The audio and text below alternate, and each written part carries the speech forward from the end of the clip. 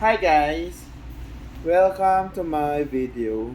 So meron tayo dito ang food steamer, Top Mama.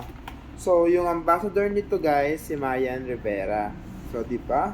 Lakas ng ang tawag dito, lakas makasosyal. So ayan si Top Mama. So meron po siyang tatlong layer. Then pwede tayo magpainit ng mga like steam steam, broccoli, cauliflower, mga gulay na steam na pwede natin iluto.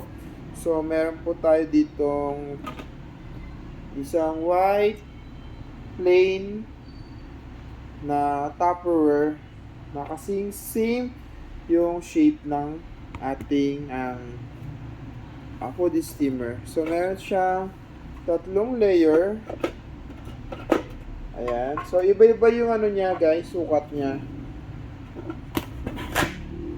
So, may malaki, may medyo maliit. Alam ko na paano siya gawin. So, ito yung lagayan. So, lalagyan mo siya ng tubig dito. So, makikita mo dito kung saan yung max niya, temperature niya, makikita mo dyan. So, ilalagay mo yan dyan. Tapos, lalagyan mo siya ng tubig. So, ang unang ilalagay natin guys, yung pinakamaliit. So, ayan. Sakto siya yung pinakamaliit. And then, yung pangalawang malaki. Yun ang pinaka nasa gitna. And then, pwede mo siyang gamitin nito or lagay siya dito. Or sa pangalawa. And then, yan. So, mabubuo na siya. Tapos, yan. So, ayan po yung kinaganda ng ating food steamer.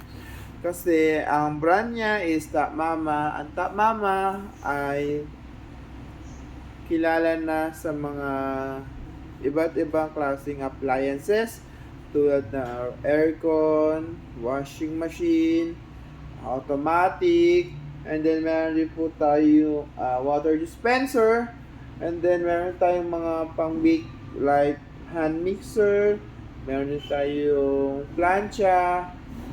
So ayun, marami po tayong ibang item ng Top Mama. So isa na po nga itong ating